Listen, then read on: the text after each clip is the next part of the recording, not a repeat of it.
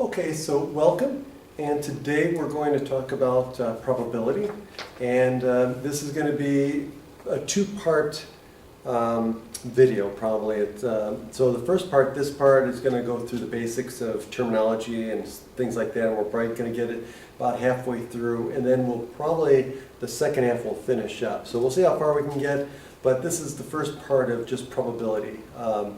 And we're going to start with the definitions and terminology and then get into some examples and how do we calculate probabilities and some of the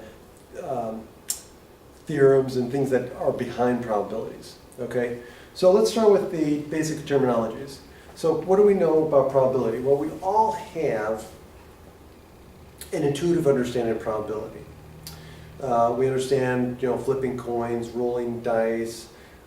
We use probability all the time. We talk about probability, what's the likelihood that it's going to rain today, tomorrow, things like that. So we understand from an intuitive point of view probability. And we even know probabilities, calculating probabilities, because we all, when we talk about flipping a coin, and somebody, hey, what's the chance of getting a heads, or what's the probability of getting a heads, we all know that it's a half, right? Even if we don't exactly know why it's a half. We just know that it's a half.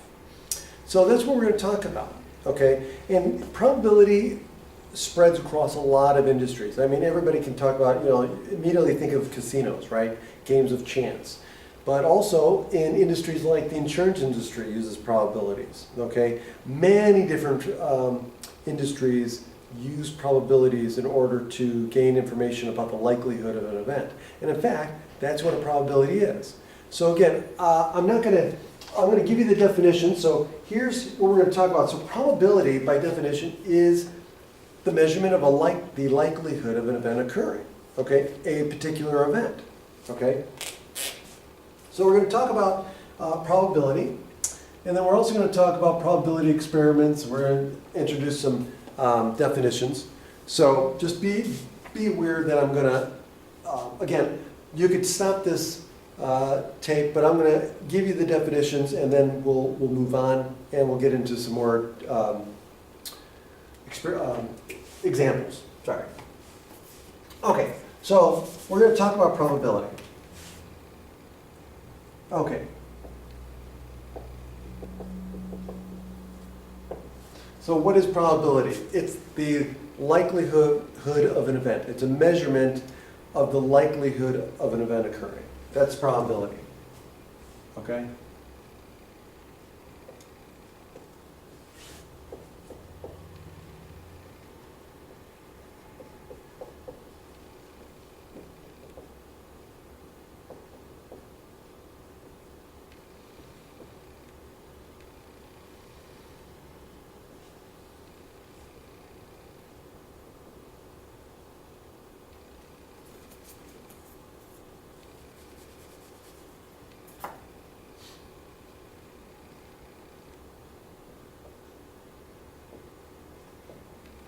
Okay, so that's probability. Now, what is a probability experiment? So here's some of the things that you have to understand as we build the idea of calculating probabilities. So the first thing we have to understand is, where do probabilities come from? They come from probability experiments.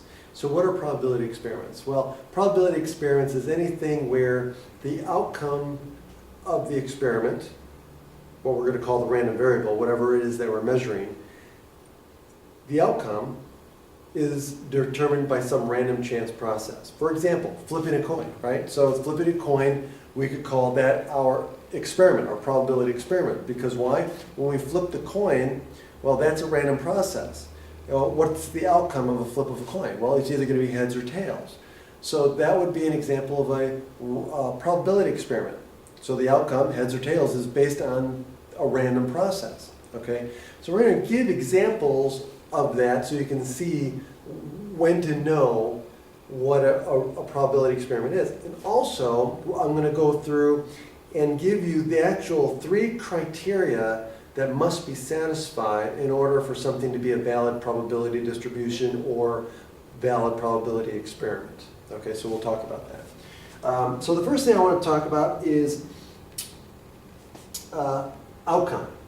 So the result of an experiment is called the outcome.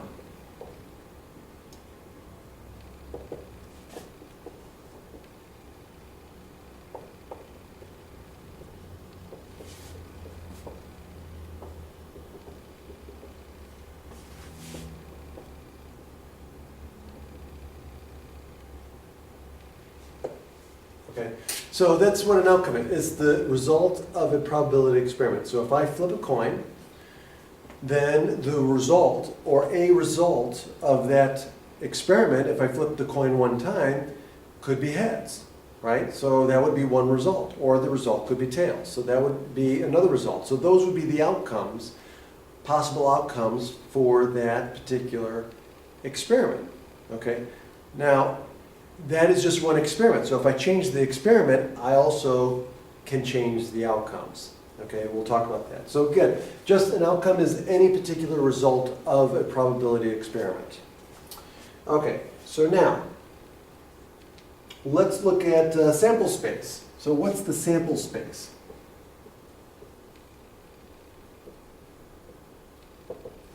So the sample space is the set of all possible outcomes of a probability experiment. So it's the set of all possible outcomes. Okay? So take the example of flipping a coin. So what are the possible outcomes for flipping a coin one time? Well, heads or tails. So what's the sample space? Well, the sample space would then be, in that case, the set of heads and tails. Okay? So we denote the sample space with the capital S, and then we use set notation for our set of possible outcomes, in this case, heads and tails. Okay? So that's the set of all possible outcomes. You're not going to get any other outcome on one flip of a coin. Okay? Does that make sense? Good, I hope so. Okay, so now, equally likely outcomes. Okay, so outcomes can be equally likely or not equally likely. How do you determine whether something is equally likely or not? Well, if all of the outcomes have the same number or the same probability of occurring, the same chance of occurring, then we would say that all of those outcomes are equally likely.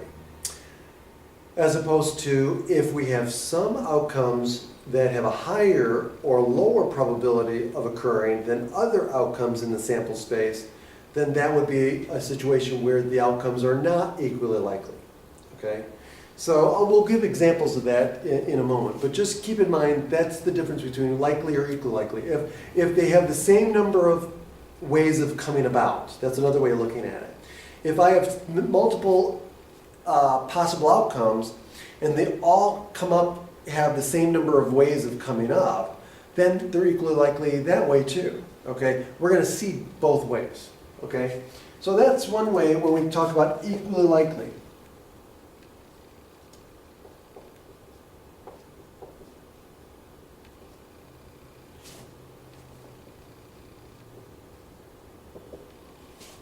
So all outcomes. Hold on a second. Outcomes.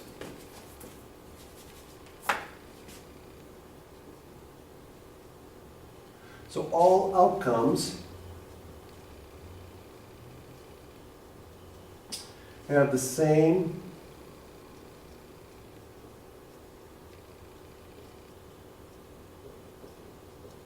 probability of occurring. Okay? That's what we mean by equally likely outcomes. Okay? If they don't all have the same probability of occurring, then they're not equally likely. That's simple. Okay? So if I flip a coin, well, getting a heads or getting a tails, those probabilities are the same, right? It's a half. 50-50, right? So those would be equally likely outcomes. Okay? So that's a very simple example that everybody understands. Okay? So now, an event. So how do we define an event? Okay, so an event is defined as a specific outcome you're interested in. Okay? That's the way you define what what event or what outcome you're interested in finding the probability of. That's an event, okay? So an event could be getting a heads on one flip of a coin. That could be an event, right? It's something that could happen. I could define it that way. It also could be the event that I get an odd number on one roll of a die, a fair die, right? So, well, that's going to be a different event, as opposed to if I decide, well, what's the probability of getting a 1? Okay, or what's the probability of getting a 2, right? So that's a different event than getting an odd number. So we can define events differently, okay? So an event by definition is any collection of outcomes, okay? That's the easiest way to define an event.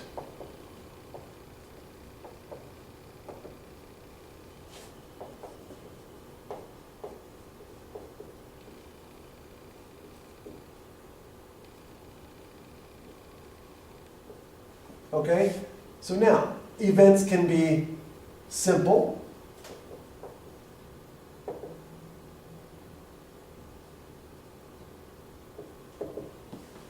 or compound, okay? So what do I mean by simple? Simple means that there's only one outcome that gives it to you.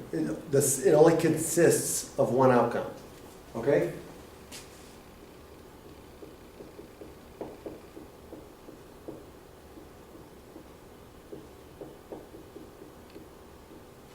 Whereas opposed to compound events, those consist of more than one outcome to get the event. Okay, think of the event that I get an odd number on one roll of a die, right? So there's multiple ways for that event to occur, right?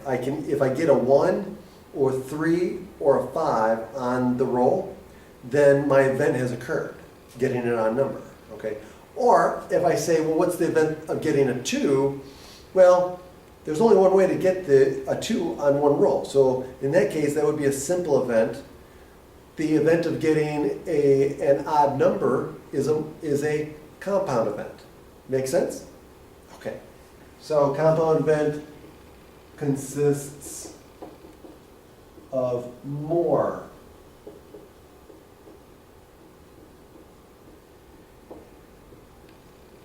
than one outcome, okay?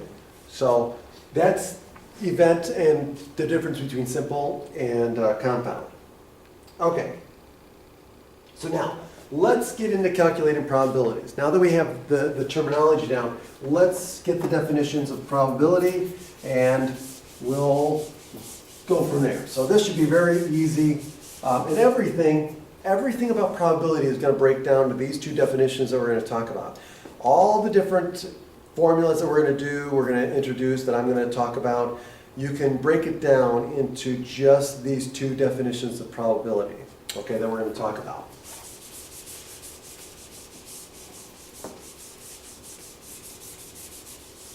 Okay, so now, when it comes to probability, there's two definitions. The first definition we're going to talk about is the theoretical or classical definition. Okay, so the theoretical definition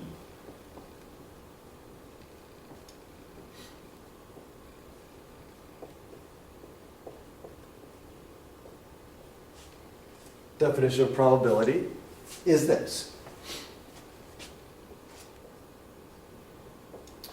So we denote an event A. Okay, so that's one thing I wanted to mention, is that any event can be denoted by a capital letter. Typically, any capital letter you want to use, you usually choose a letter that best reflects what you're trying to measure, as far as just remembering what it represents, right? For example, if I'm talking about number of defective parts out of a sample of 100 parts that are manufactured, then I may define an event of selecting a defective part as D, capital D. So the event of randomly selecting a defective part would be capital D in that case. So that would be an example, okay? But typically any letter you can use. So here, if we just define an event A, whatever it is, and we can say, okay, well, what's the probability of that event? The classical definition is this. we take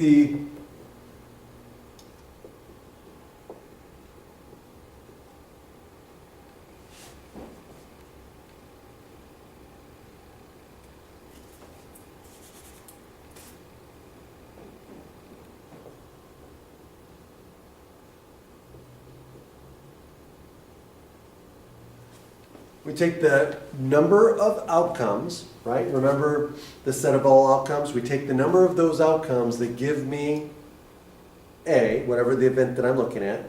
So we count those up, and we put that in the numerator on top. So we count all of the different outcomes that give me A. And then we divide that by the total number of possible outcomes in the sample space. So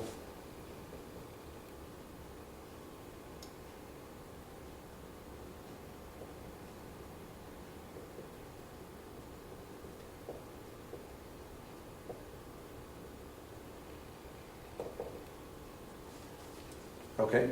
So in other words, we take the number of outcomes in the sample space that give me the event A and divide it by the total number of outcomes in the sample space. That's it, okay? So let's take the example of flipping a coin, okay? Real simple example, okay? So let's say I'm interested in getting a heads. What's the probability of getting heads? Well, we know it's a half. Well, think about it now in terms of the definition of probability, okay? So if we want the probability of getting a heads on one flip, well, if I'm talking about one flip, how many different ways can I get a heads on one flip? Well, there's only one heads. There's only one side of the coin that gives me heads, right? So there's one. So the number of outcomes that give me heads is one. How many possible outcomes do I have on one flip of a coin? Well, I can either get heads or tails. There's two. Look at that. There's your 1/2.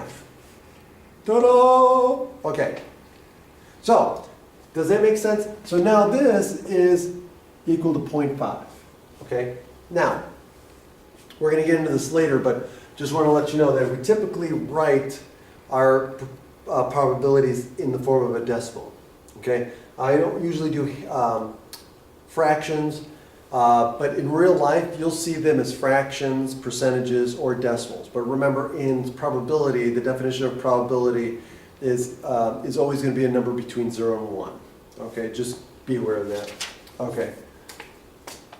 Okay, so typically, just so you know, when we talk about chance, that's where percentages come in. So chance versus probability. If we say that the chance of getting heads is 50%, versus the probability of getting heads is 0.5 or a half. Okay, again, just something to keep in mind. So this is the definition of probability, the classical definition or theoretical definition. Okay, now, what about the empirical, the next definition, which is based on data? Because sometimes, you know, this is based on the sample space. Sometimes we don't know what the sample space is. Sometimes the sample space is too big or infinite, okay? Then in that case, we're not going to rely on trying to figure out what the theoretical probability is. We're going to use data. We're going to collect the data, empirical, right? The evidence. So in that case, it's sample data.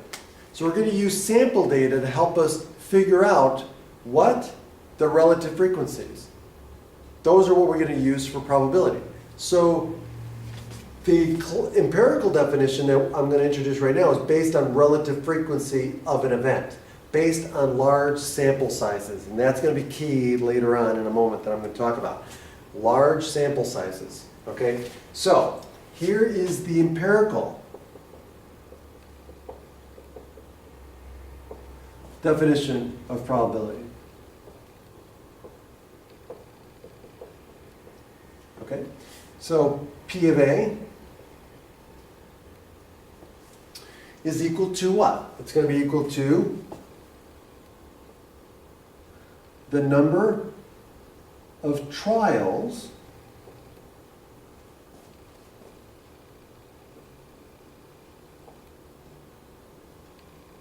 that give A divided by the total number of trials in the experiment. Okay, that's it. Relative frequency. Remember all those times? Remember, so previously we talked about relative frequency distributions. Well, now we're going to look at empirical probability as just the relative frequency of an event occurring. Okay, provided that we have a big enough sample size. And again, we're going to talk about that later. Okay, so we can either use this definition or this definition to find the probability of an event. Okay, depending on the context. So sometimes, most of the time, this is all we have. A lot of times we can do this. And we're going to show many times where we can calculate this, but also many times we're going to use data. Okay? So let's do an example of where we would use this. Okay?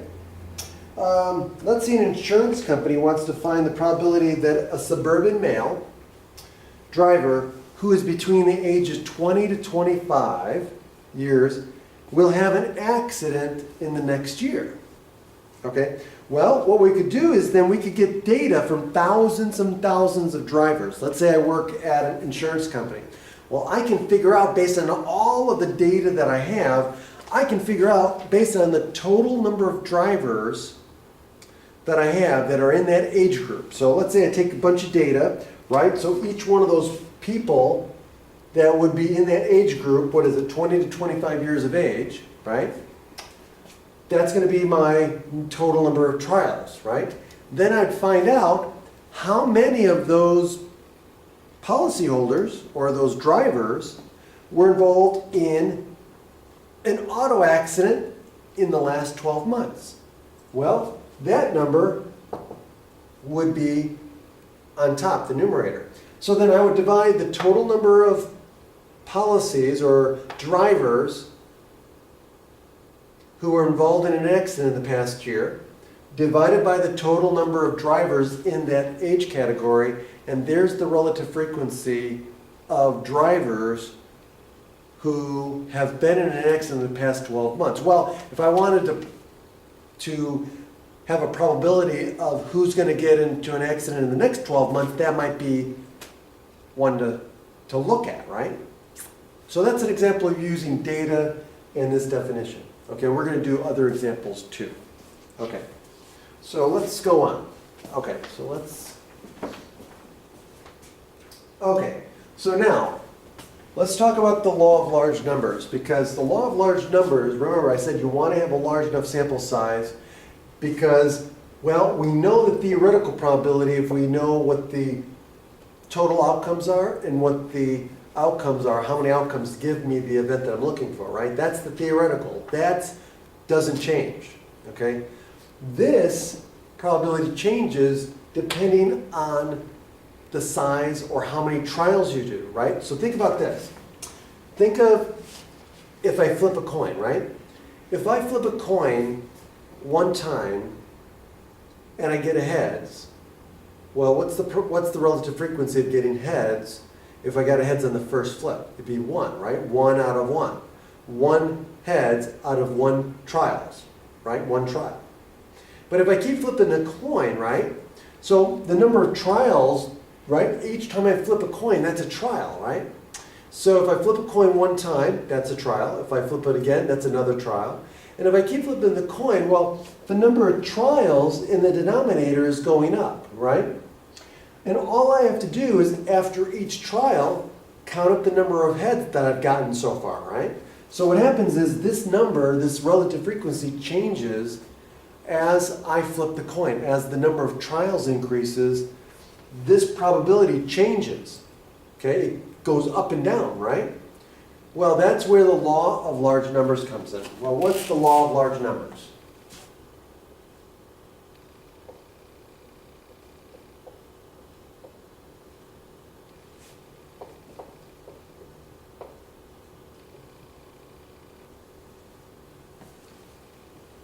Well, the law of large numbers says this.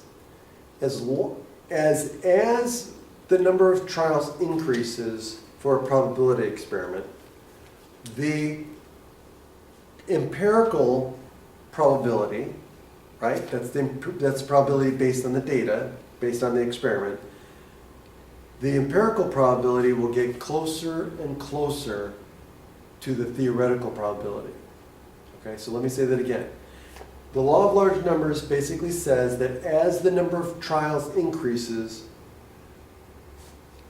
the empirical probability calculation, that number, whatever that probability is, will get closer and closer to the theoretical probability. Okay? So, in other words, if I take the example of flipping a coin, right? Well, if I flip the coin, right, 100,000 times. Okay? Let's say I flip the coin 100,000 times. Each flip is a trial, right? So my probability experiment, so let me define the experiment. So let's say I'm defining the experiment as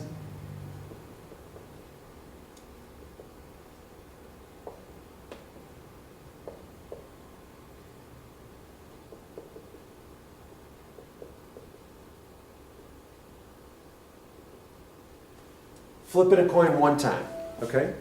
So, what happens here?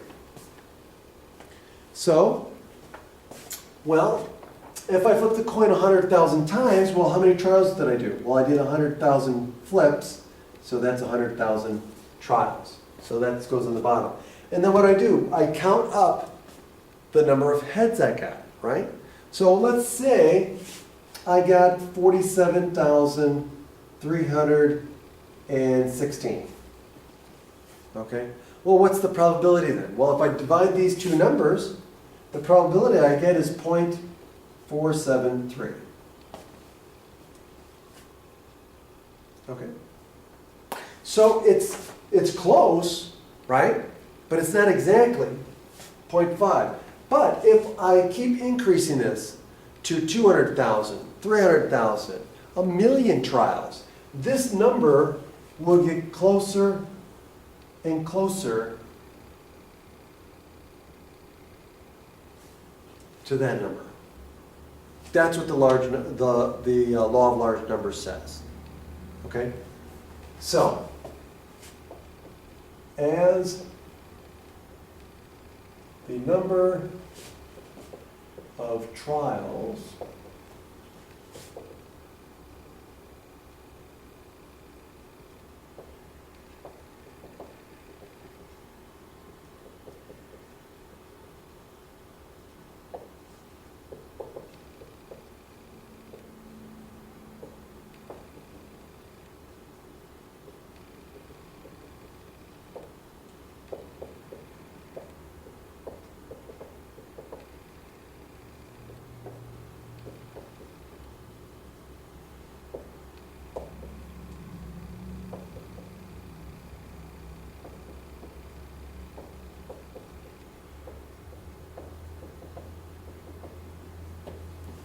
So as the number of trials increases, the empirical probability gets closer and closer to the classical probability. So it approaches the classical probability. Okay? I hope that makes sense. Okay? So let's talk more about this. Okay. So here are the things to keep in mind for a probability experiment. Okay? So here's what we got. So we can define a probability experiment any way we want. So I just defined one. So let's define another one, okay? So let's now go a little bit further. And let's assume that we have, let's say we talk about birth order. Let's talk about kids. Let's say we have a birth order. Let's say you have 3 kids you want to know, and you want to talk about probabilities regarding birth order. So girl, girl, boy, boy, girl, boy. So 3 births. So you have 3 births. Let's say you take a random sample and of people who have had 3 kids. And so we want to find out probabilities based on birth order of having a certain birth order of kids. How would we do that? Well, we can apply the definitions of probability that we've been talking about. Okay, so let's define that. So let's define the probability experiment.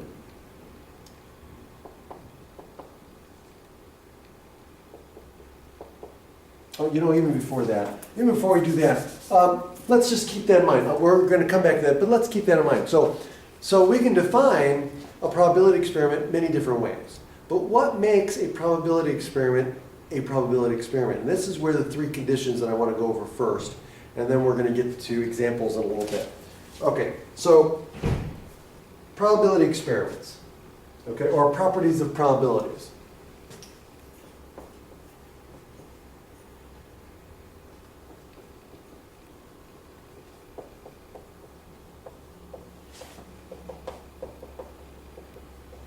Okay. So the first property that must be satisfied to be either a valid probability distribution or a valid probability experiment, okay, because again, it's the probability experiment that gives us the probability distribution. So 6, half a dozen of the other, okay? So this typically, so the properties of probabilities need to be satisfied in order to have a valid probability distribution. Okay, so the first one is given any event. Okay, given any event A, the probability of that event must be between 0 and 1 inclusive. Okay, so it can't be any lower than 0, it can't be any bigger than 1. That's the first condition or property. Okay, so we should have this.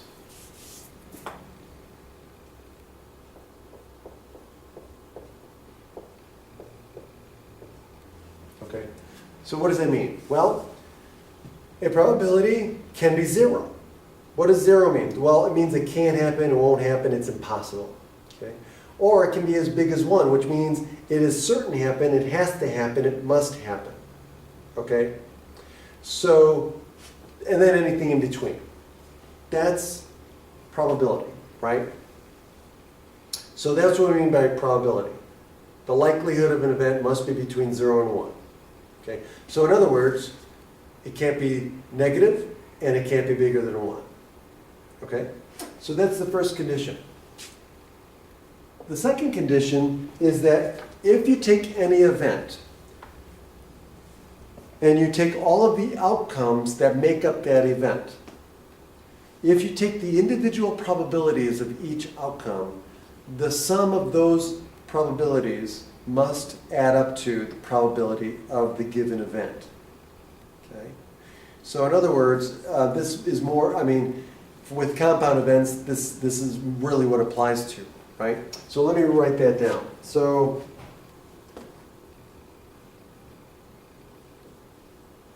the sum of the probabilities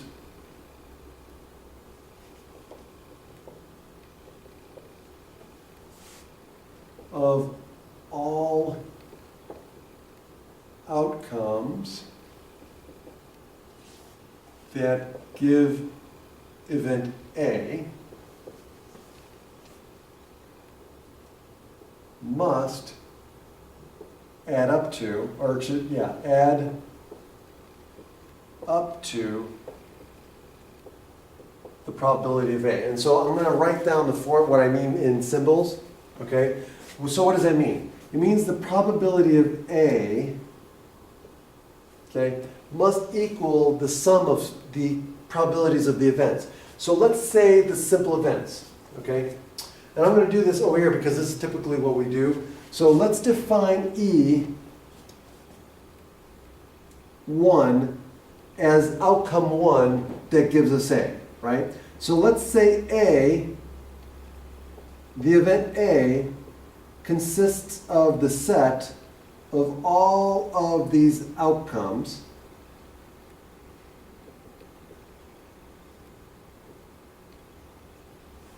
okay? So the reason why I'm writing this down is so you have a visual. So think about the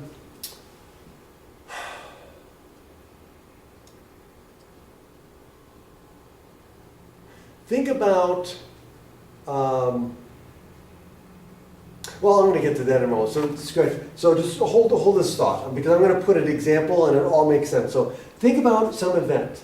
It could be the birth order, right?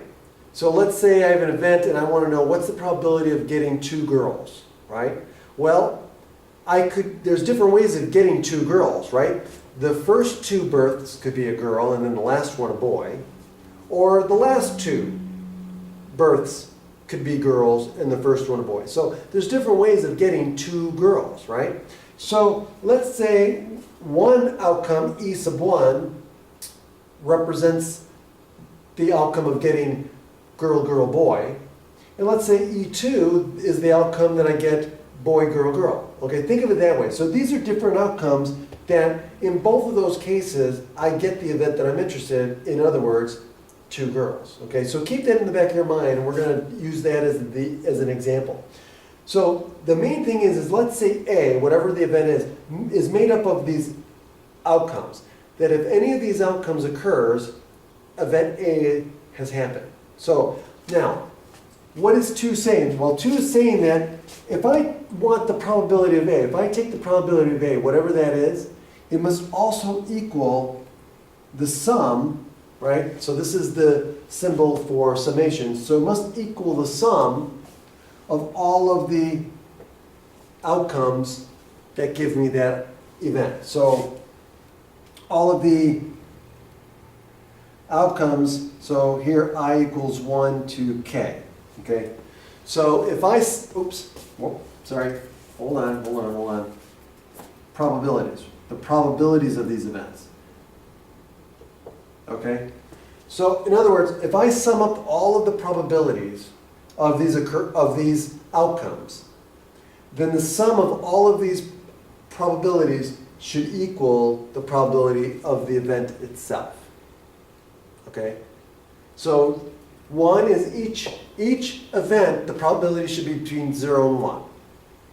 The second one says, well, if that event consists of more than one outcome, or whatever the outcomes it is, the sum of the probabilities of each one of those outcomes should equal the probability of the given event.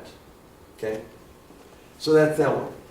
Now, the last one, third one, says this. Okay? And it's actually a natural consequence of the first 2. And this one says that the sum of all of the outcomes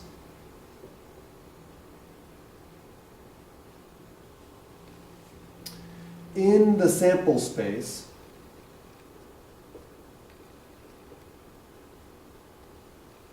right, has to equal 1. So let me write this in symbols. So the probability of the sample space, which is basically is the sum of all the probabilities of all of the outcomes for the entire sample space,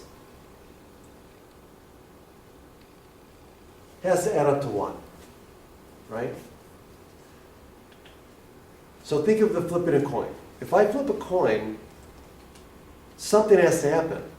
So that I know in the sample space, I'm either going to get heads or tails. So the sample space is heads or tails, right? So in other words, if I want to know what if I flip a coin, well, something's got to happen. It's got to either land heads or it's going to land on tails. It's not going to stay up in the air, and it's definitely not going to land on its edge. So something has to happen.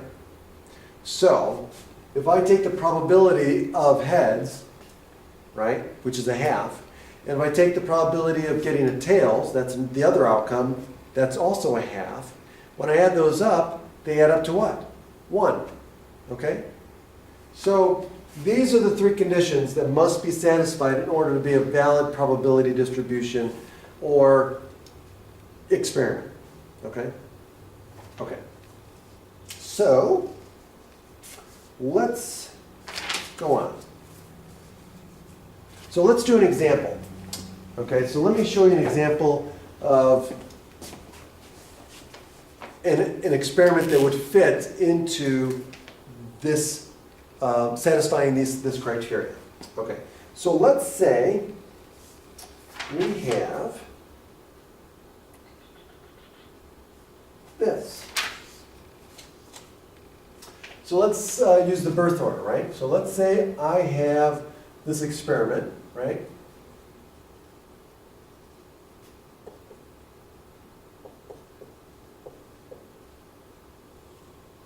And I'm considering 3 births.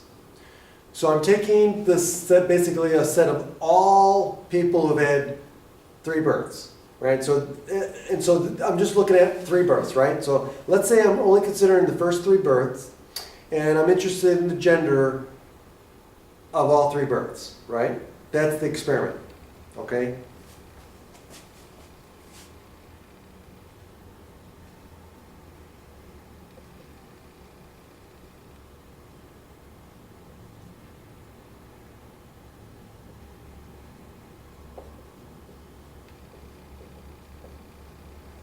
Okay, so the gender outcome for 3 consecutive births. Okay, so there's my experiment, and so the first thing is well, what's my sample size? Or excuse me, not sample size, sample space. So remember S. Okay, well now I'm going to list out all the possible outcomes in this experiment. So I could have a boy, boy, girl, boy, boy, boy, right? I could have all boys. That's one outcome, right? That's a possible outcome. Okay, what's another possible outcome? I could have boy, boy, girl. Or I could have boy, girl, boy. Or I could have boy, girl, girl, right? And then I could have girl, boy, boy, girl, boy, girl, girl, boy, girl, girl, boy, and then finally I could have all girls, right? And so there's the set of all the possible outcomes I could have. And we're going to get to later on how do I know that I've exhausted all the possible outcomes, but just take my word for it right now, it's true. Okay, and we'll talk about why later on there's no other possible outcomes. Okay, this is a small enough sample size that you can figure out why.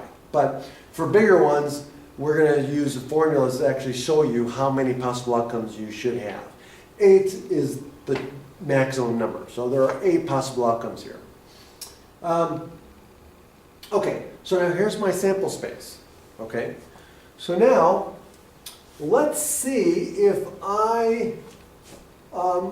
let's talk about probability. Now let's start considering probability. Let's calculate the probability of having exactly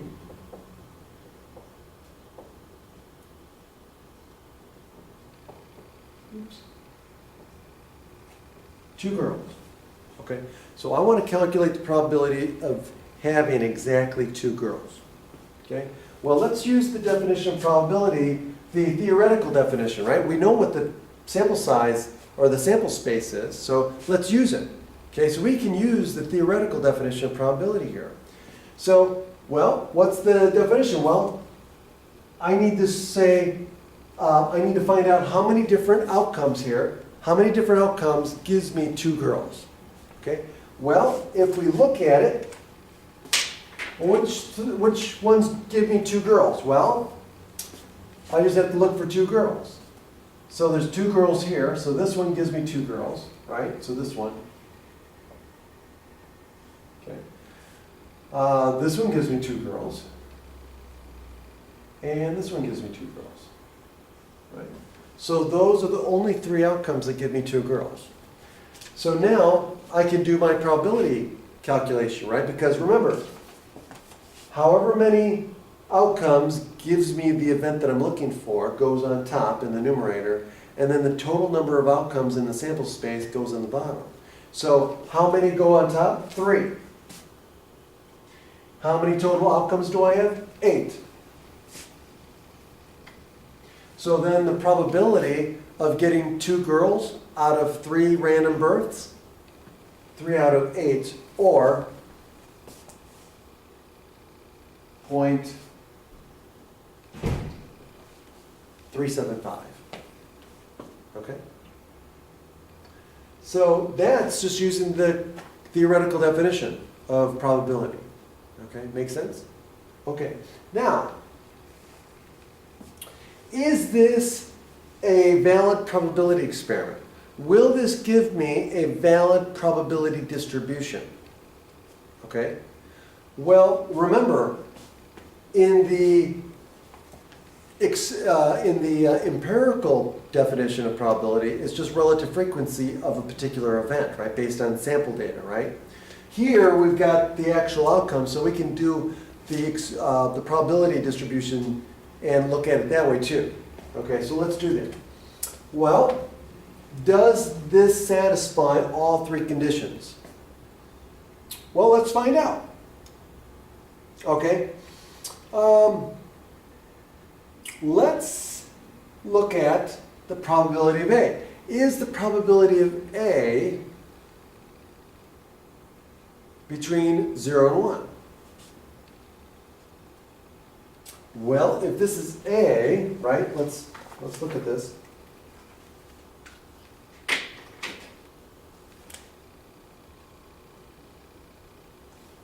Is the probability of A between 0 and 1? Yes. Okay. Does number 2 satisfy? If I take all of the outcomes that give me A, in other words, 2 girls, does the sum of those individual probabilities add up to the probability of A having 2 girls? Well, let's find out. Well, let's look at each one of these. So let's look at E1. Well, again, I'm using E sub 1, and that's going to represent the outcome that I get boy, girl, girl. Okay? And let's E2 represent the outcome that I get boy, girl, boy, girl.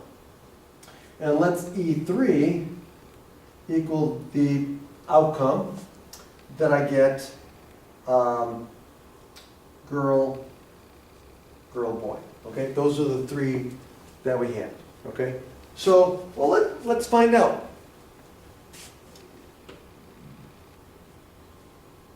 What's the probability of E1?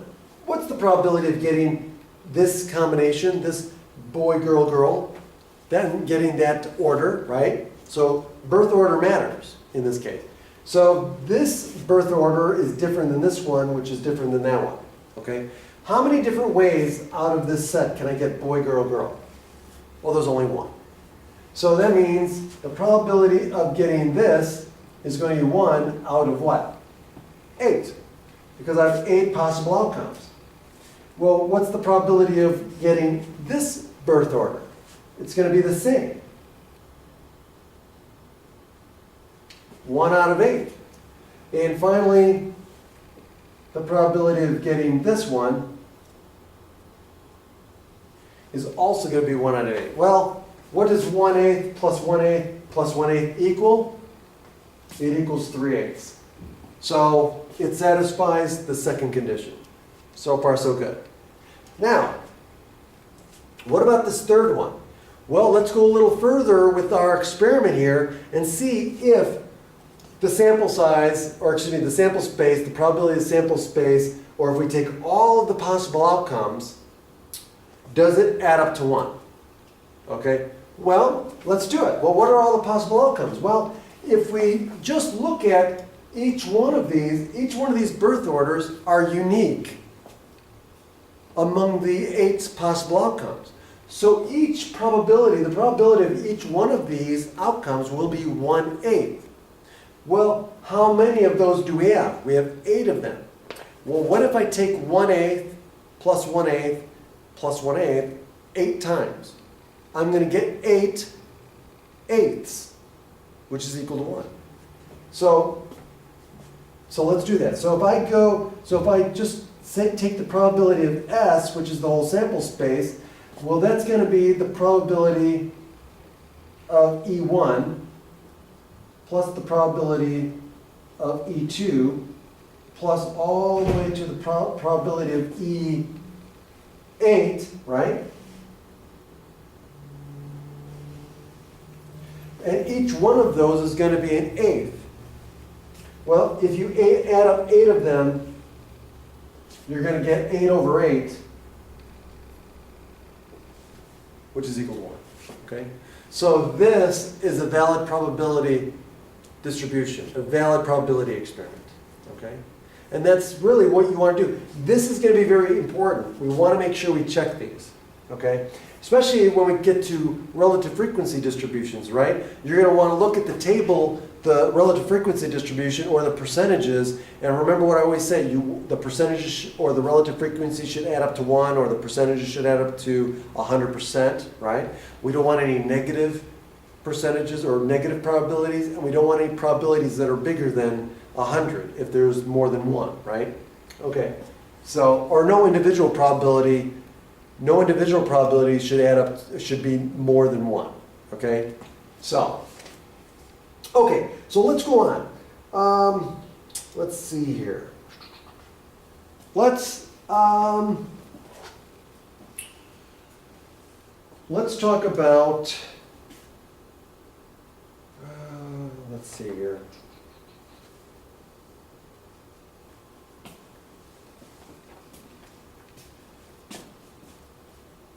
Okay.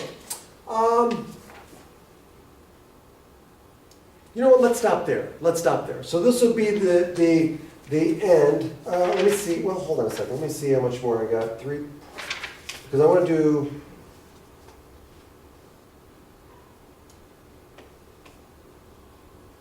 Yeah, let's just leave it there.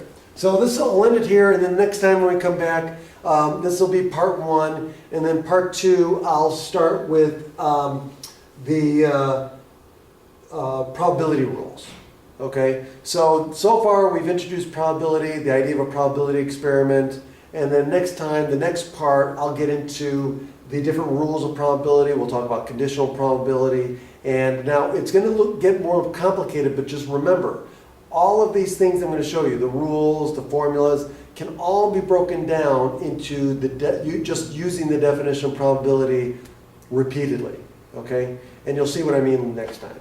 But we'll leave it at that, and I hope you enjoyed yourself, and I'll see you next time.